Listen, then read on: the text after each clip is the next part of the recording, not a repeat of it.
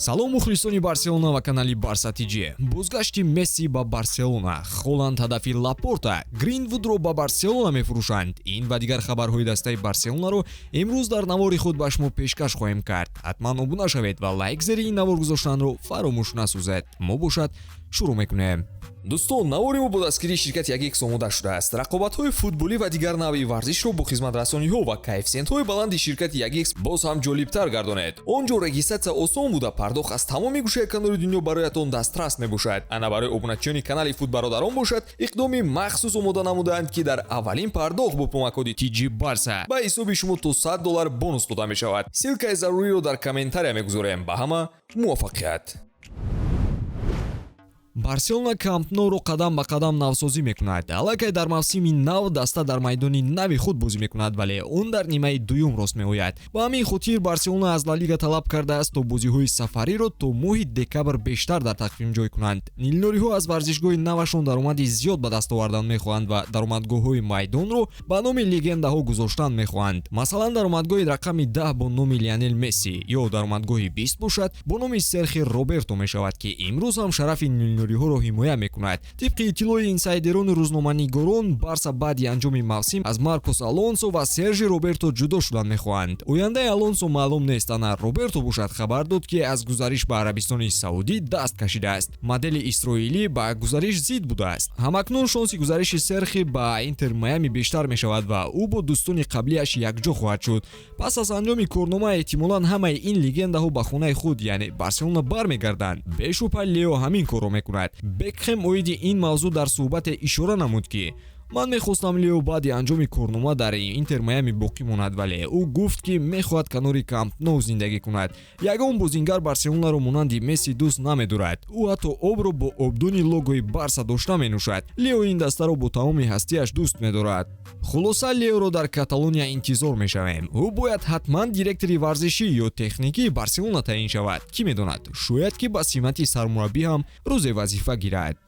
ҳамкории Барселона бо Nike шояд ки ҷиддан қатъ шавад. Ба гуфтаи Жерар Ромеро, ин ширкат барои бекор кардани ҳамкорӣ зиёда аз 100 миллион евро талаб кардааст, вале Лапорта мехоҳад ки даста худаш ба истеҳсоли либосҳо машғул шавад. Ӯ аллакай бо намояндагони ширкатҳои истеҳсолӣ вохӯрӣ анҷом додааст ва юристони даста вариантҳоеро мекобанд, ки Барса бе зарари молиявӣ ҳамкориро бо Nike қатъ кунад. Қарори ниҳоӣ то моҳи март бароварда мешавад, вале баъзе манбаъҳо мегӯянд, ки хабарҳои нав шояд ҳафтаи оянда бароянд. Барои ҳамин Барса Холланду дигар ситораҳоро назора карда истодааст. Тобистон Барселона барои нигоҳ доштани Жоау Феликс ва Жоау Кансело маблағи зиёд ниёз доранд. Марка менависад, ки Атлетико барои Феликс 80 миллион евро талаб карда истодааст. Ана барои Кансело бошад, Барса 15 миллион евро ба Манчестер Сити пешниҳод хоҳад кард. Ҳарчанд шаҳриё ба ин пешниҳод розӣ нахоҳанд шуд, вале Жерар Ромеро оиди диққати даста ба Эрлинг Холланд низ гуфта гузаштааст. Ба гуфтаи Ромеро, Деко бо агенти Холланд вохӯрӣ анҷом дода каме оиди Холланд ҳам суҳбат кардаанд. Соли оянда нархи хариди Холланд то ба 170 миллион евро мерасад, аммо Барселона барои поин кардани ин шумора талош хоҳад кард. Бале, ин ҳайратовар аст, вале Барса аллакай ба Холланд пешниҳоди ҳамкорӣ низ равон кардааст. Ин гузаришро Лапорта дар хобаш шояд бинад, вале кӯшиш кардан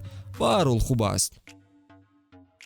Мейсон Гринвуд дар Хетафе корномаашро аз нав оғоз бахшид. Футболбози англис ин ҷо ҳам бо голу ҳам бо пасҳояш аз худ дарак дода истодааст ва Мейсон аз зиндагиаш дар Испания қаноатмандам ҳаст. Ба ӯ ва дӯстдухтараш табиати Испания ва муҳит хело писанд аст ва Мейсон забони испаниро ҳам то ба ҳадде аз худ кардааст. Ин ҳамлагар кӯшиш мекунад, ки дигар ба моҷароҳое ҳамроҳ нашавад, вале то ин дам ояндаи Гринвуд норӯшан боқӣ мемонад. Хетафе мехоҳад ӯро ё харидорӣ кунад ё як соли дигар ба иҷора гирад, аммо даста барои хариди пурра маблағ надорад ва девҳои сурх бошад, зиёда аз 40 миллион евро талаб хоҳанд кард ва барои иҷораи дубора розӣ нахоҳанд шуд. The Athletic менависад, ки Гринвуд мехоҳад дар Испания боқӣ монад. Ӯ чунин мешуморад, ки МЮ ӯро дар лаҳзаҳои мушкил дастгирӣ накардааст ва барои ҳамин намехоҳад, ки дигар ба Манчестер баргардад. Юнайтед худ ҳоло қарори ниҳоиро оиди ӯ набаровардааст, вале онҳо метавонанд, ки Гринвудро ба Барселона фурӯшанд, ки ҳам диққат ба футбол боз доранд ва ҳам Гринвудро интихоби дуруст барои тақвияти ҳамла медонанд. Ин ҷо метавон барои поин фаровардани нарх ба қабле скидка барои харидаш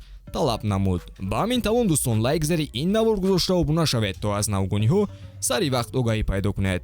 То боздид.